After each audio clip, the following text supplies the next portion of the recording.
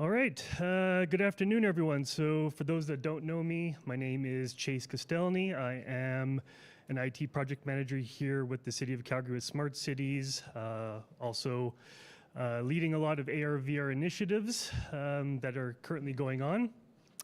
So I kind of want to start this by saying that I'm actually very fortunate in that who I work for. So I work with a great team and a great bunch of leaders that have given me the flexibility to really explore the idea of opportunities. And that has also allowed me to reach out to various other leaders and other business units and create really good collaborative partnerships with them to continue down this journey. And they've made the active decision to join me on this journey. And I'll be speaking to a little bit of that today. So I will start off with a video. I'm going to kind of preface it by saying it's not my video. It's actually Jason McEwen's. He is the head of VR at Lenovo, so I actually saw this video on LinkedIn, reached out to him, and he was kind enough to let me use it. And the reason why I wanted to use it was that it really encapsulates and mirrors my excitement for where this technology is today and where it's going to go in the future. So I will start that now, and then we'll kind of get into a deep dive.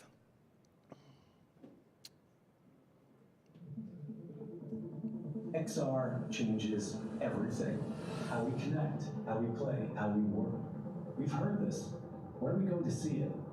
Metaverse? How could it be dead? It hasn't even been born yet. It's around the corner, arriving tomorrow, not as soon as we'd like.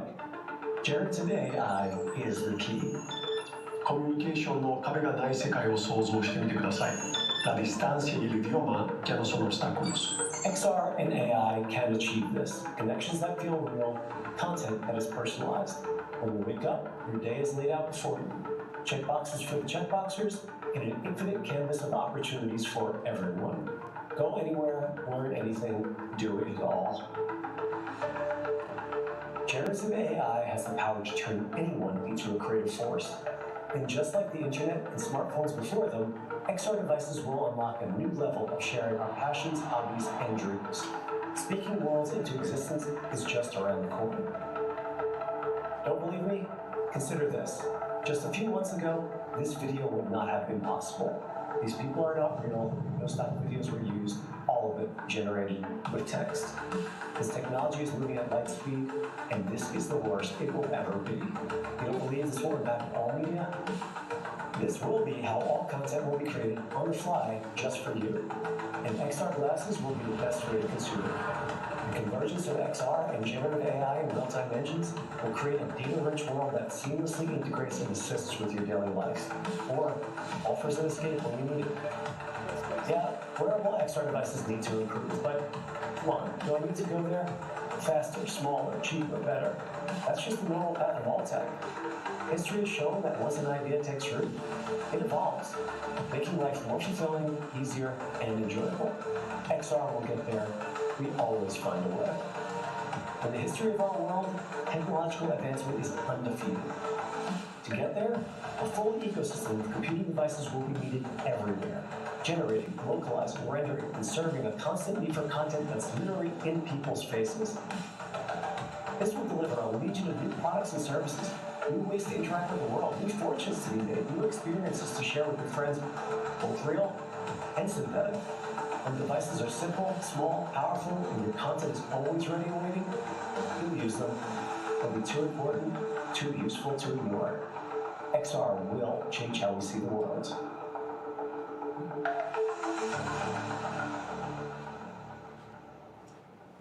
All right. Hopefully that video got you a bit hyped up.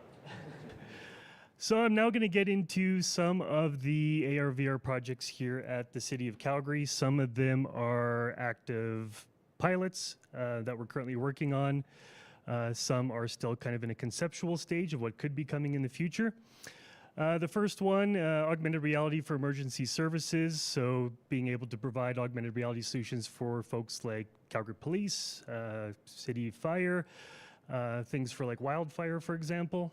VR training for safety code officers. So this was a recent initiative that we're leveraging our innovation through procurement challenge program with. So we're reaching out to a bunch of vendors external to the city to see if we can come up with a solution to provide our safety code officers really the ability to sit in an immersive environment and be able to inspect buildings against the Alberta and Canada building codes. VR for planning and development and local area planning and land use bylaws. So this is actually was my very first pilot that I did with VR in the city. This one should be wrapping up here at the end of the month. I will get into this one a little bit in more detail a little bit later in the presentation. AR for urban development and urban planning. So this again is one that's still kind of conceptual.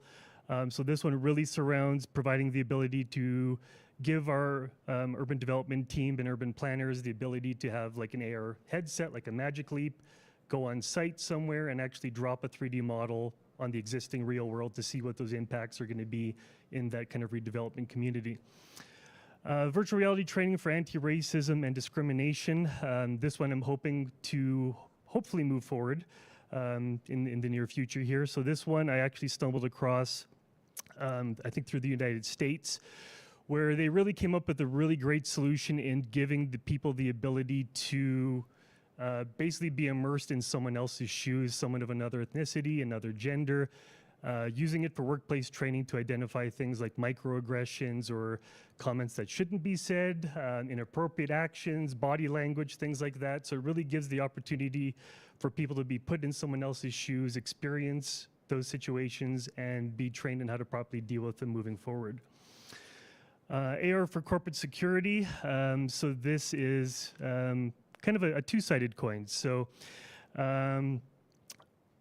in chatting with some of our corporate security folks, one of the challenges that they've certainly faced is when they kind of do patrols, for example, they really lose sight of a lot of things and a lot of data. So I want to hopefully provide them with a solution where they can continue on their patrols, have an AR headset, still see their camera feeds, still see things like glass break sensor data, alarm sensor data. They're also interested in potentially using VR for training as well. So having their corporate security folks be able to be trained in a virtual environment and be trained up in that method. Mixed reality for, I guess not even just mixed reality, but extended reality for water resources and underground assets. This could be kind of like a combo deal where we could leverage augmented reality headsets or mixed reality headsets for our water resource folks for when they go on site. They could see their hidden assets, like where their water pipes are currently laid. Are there electrical lines nearby? Has there been any kind of ground shift detection with IoT sensors? Has the pipe shifted 2 feet to the right, 2 feet to the left? That's something we need to be cognizant of when we kind of do these kind of things. And then NVIDIA Omniverse, I will touch on that here very shortly. So I want to get into a little bit of the benefits of augmented and virtual reality, especially around some of the training aspects. These stats came from the IBM Institute of Business Value. One of the big ones was a 200% boost in overall employee performance, which is quite significant. 45% reduction in errors, which is, again is pretty significant when we want to reduce the costs associated with errors that happen in a job. This helps reduce those errors.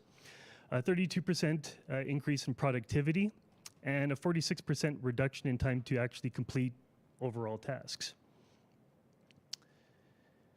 Going on, there's more benefits to VR training, of course. One of those is a 275% increase in being more confident to act on what you've learned with VR training, which is a massive leap in confidence for folks. It also reinforces those learning connections. So people that get trained in VR typically learn 4 times faster than a traditional classroom. It's more immersive. It develops muscle memory. People are emotionally connected to that material. For example, even like Chick-fil-A is using VR for their training to train people how to make milkshakes and hamburgers and develop that muscle memory and retention. So very valuable for that. 3.75 times more emotionally connected to the material versus a classroom or traditional e-learning, which again is a quite significant boost in connection to the material. And V-learners, which is just another term for folks that learn in VR, they're 4 times more focused during the training than they would be in like a classroom, and 1.5 times more focused than in the classroom, and 4 times more focused than if it was e-learning. So being in that immersive environment, being connected to that material, having that emotion connection really amps up the focus of people when they're doing that kind of training. So now I'm going to start to get into some of the active pilots and what they're meant to accomplish. Again, like I said earlier, this was the very first one that I did for the city with planning and development and local area planning. So basically what we kind of situated here was that we worked with the local area planning team to take an existing community in Calgary. We developed a bunch of scenes using ArcGIS and Esri 360 to give the local area planners the ability to see the community as it is today, what it's going to look like in 3 years, 5 years, 10 years, 15 years, 20 years from now. So traditionally, they're relying on things like 2D blueprints, 2D maps. It's really hard to visualize new buildings that are coming up and redevelopments that are coming up. So this gives them a tool to their toolbox to be able to put on a VR headset and see how the community is going to change in 3D, in VR throughout the years, and really see what those potential impacts are going to be. So if we're converting a building from, say, a single story to a high rise, is that high rise going to put a public park in a shadow for the majority of the day? We don't want that to happen. Is it going to put someone's backyard or house in a shadow all day? We don't want that either. And that's really some of the things that are hard to determine from a two-dimensional perspective versus a 3D and virtual environment. Concept here, so VR training for Calgary Fire. I've seen a lot of instances of this throughout the United States, even some places in Canada where not Calgary Fire, I'm hoping to get Calgary Fire to use this, but firefighters have been using this in a multitude of ways to train in various scenarios, everything from floods to disaster emergencies, building collapses, door breaching, kind of scenarios. So there's a multitude of scenarios that we can train our firefighters in to be prepared for specific situations. And that helps cut down the cost of actually having to go to a physical site, find a physical site, get people to commute there, train people in the physical environment, the cost of the tools. It cuts down on that significantly. And that kind of takes me into the safety aspect. So this example here really highlights that training is supposed to be safe while providing a real-world simulation. In this example, a volunteer firefighter, and this was in Calgary, by the way, I'll make that very clear. A volunteer firefighter was actually doing a training exercise in person. It was during a drill, like an instructor gave her a compromised roofing tool. That tool ended up shooting her 3 feet backwards. She broke her wrist, and then she was out for a considerable amount of time because now she's injured. So these are the kind of situations that we could map out in a VR scenario. We could still give the door breaching tools or the roofing tools. They're still going to feel the same. They're going to act the same. You're still going to get that real life experience, but you're not going to get injured doing the safety in a virtual environment versus that risk doing it in a real life scenario. Now I'm going to dive a little bit into the NVIDIA Omniverse. So really what it is, it's a collection of software and tools that help developers and content creators build, create, and optimize content across a wide range of platforms. Definitely through VR and XR. And that is still in beta right now with NVIDIA. I'm hoping to work with them in the future and be able to kind of experiment with it. But really where this comes into play is that we are able to leverage the cloud graphics processing cards in the cloud rather than us having to spend a large sum of money to get that kind of horsepower locally to generate the level of fidelity and graphics and detail that we want to generate. So if we can leverage those cloud GPUs to get our level of detail of scenarios similar to what you see here, where we can get full rasterization, get real life water reflection, glass reflection, colors, textures. The closer that we can get these scenarios to as close to indistinguishable from real life as we can, it also lowers that risk of some folks are sensitive to VR headsets, right? People get motion sickness, they get vertigo.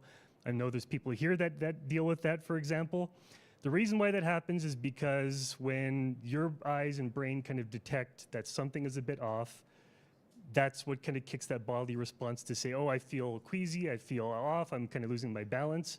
The closer that we can get to real life in these scenarios that your brain can't distinguish from it being kind of feeling off, the less risk you're going to have of having those kind of negative effects. So that's where NVIDIA Omniverse can potentially help us.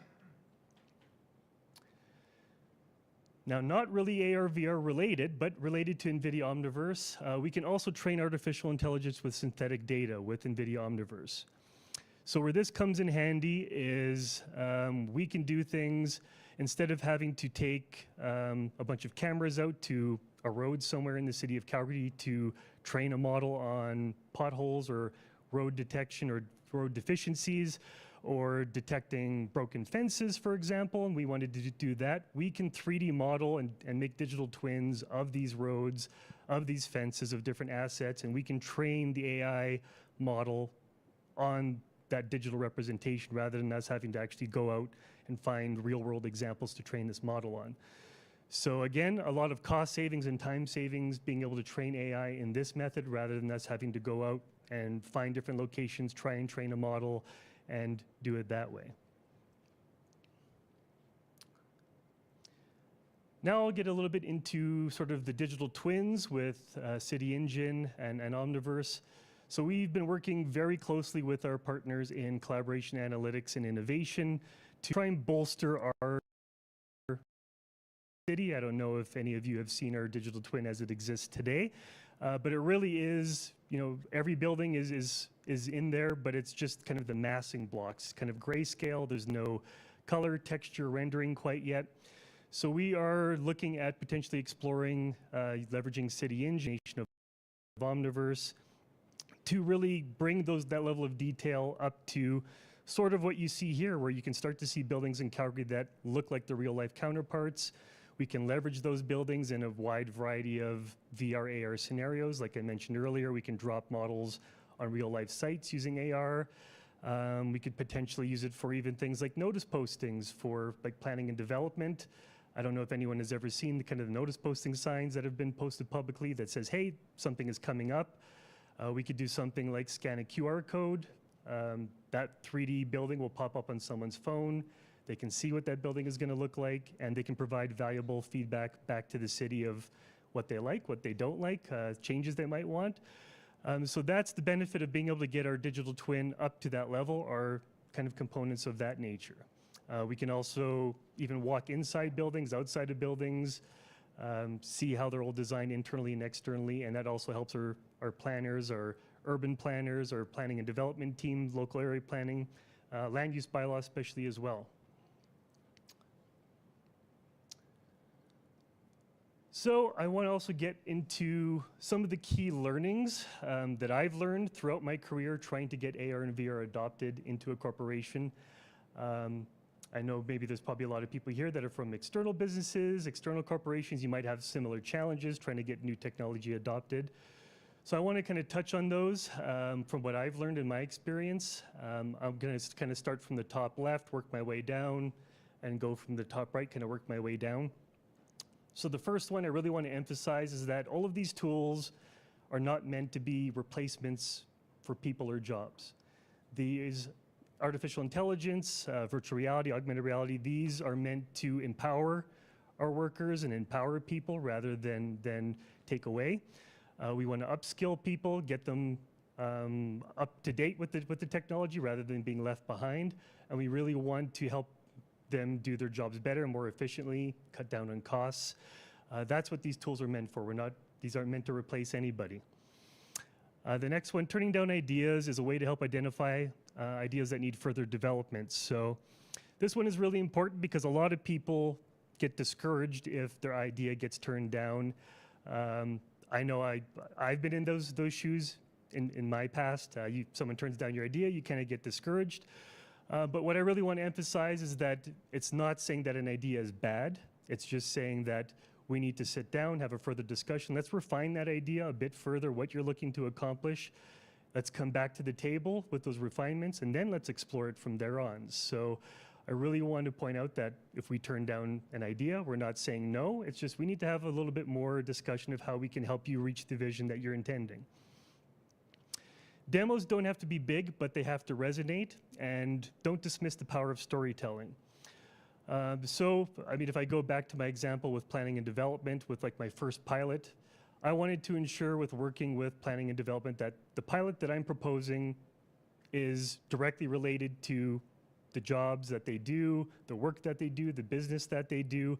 I don't want to show anything that doesn't relate to how it's going to benefit the business that I'm proposing an idea to. So the demos don't have to be massive, they don't have to be perfect, but they do have to resonate with the business and what you're trying to get buy-in for. Create demos and leverage champions. They have to be lower than the decision makers. Now, why that is important is because really the end user and their experience is what really matters the most and how it's benefiting them, benefiting their job.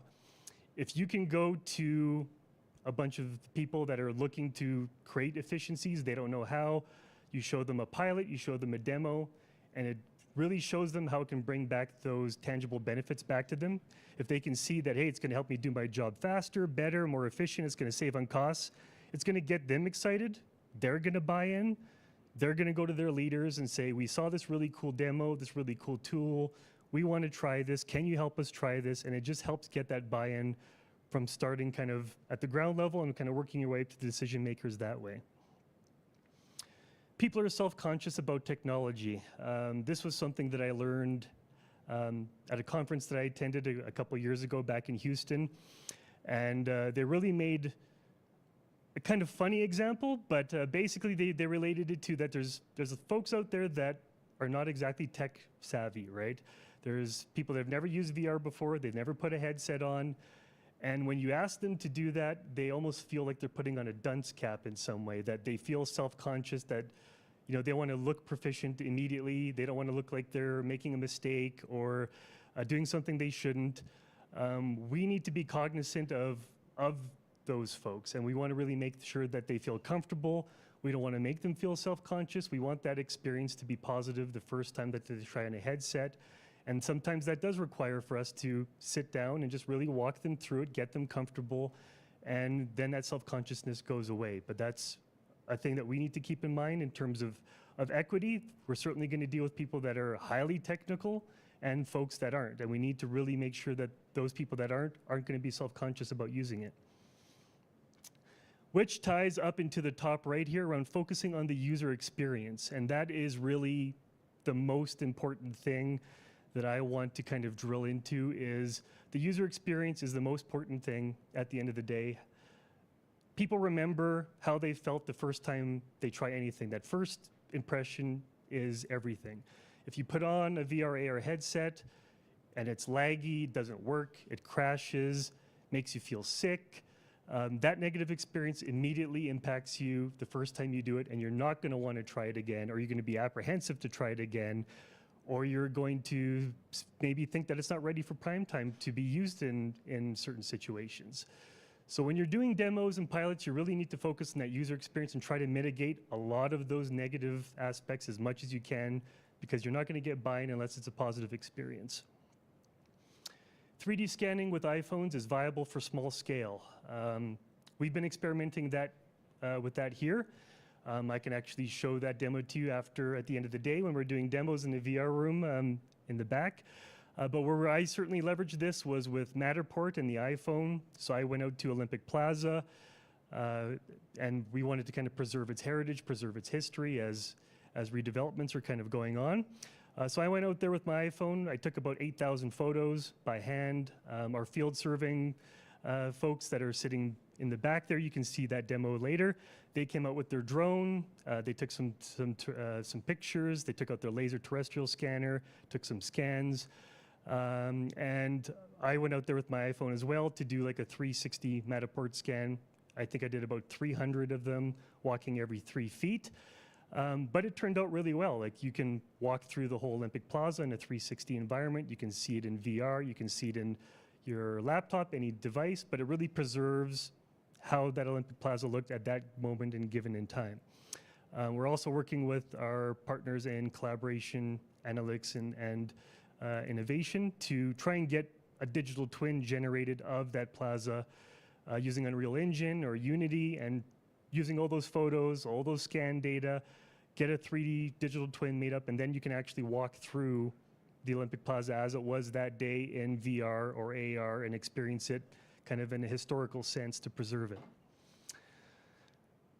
You have to get the headset on people and then work up to the decision makers. Like I said, you have to build excitement from the bottom up.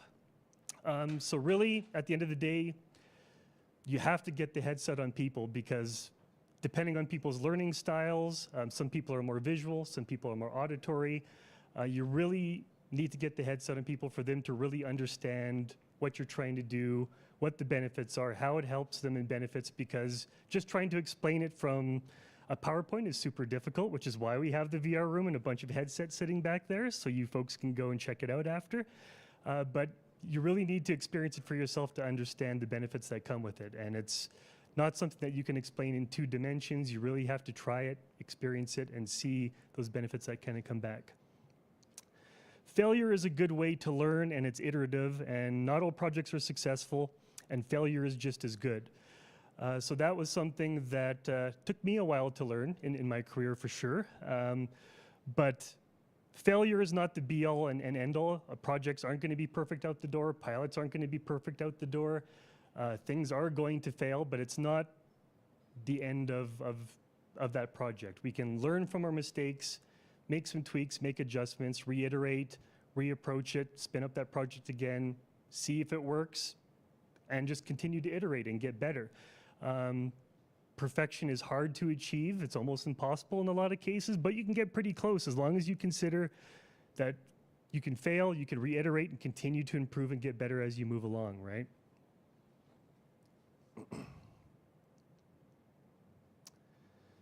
So here what you see is, I guess you could call it, the adoption curve when it comes to technology, right? So this really identifies a lot of the challenges that it comes to adopting new technology. So if you look on the far left, you'll see kind of the area before what's called the chasm of tech enthusiasts that are innovators, early adopters, and that group is always super stoked and is super excited on wanting to immediately grasp onto new technology, adopt it, get it implemented immediately. But the problem with that is that you don't know where that technology is going to go. You don't know if it's going to be like Betamax and it's going to be around for a little bit, then disappear. You don't know if it's going to be kicking around for 20 or 30 years, right?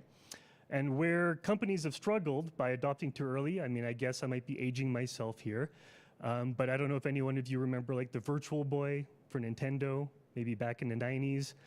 So Nintendo dumped about $30 million on promotional campaign materials. They really touted this system as like virtual reality for video gaming. At the end of the day, you tried on the headset, it was bright red on a black screen, so it hurt your eyes, it made people feel sick, the graphics weren't immersive. That product failed after 1 year. They sold about 700,000 units, and they lost that kind of $25 million investment.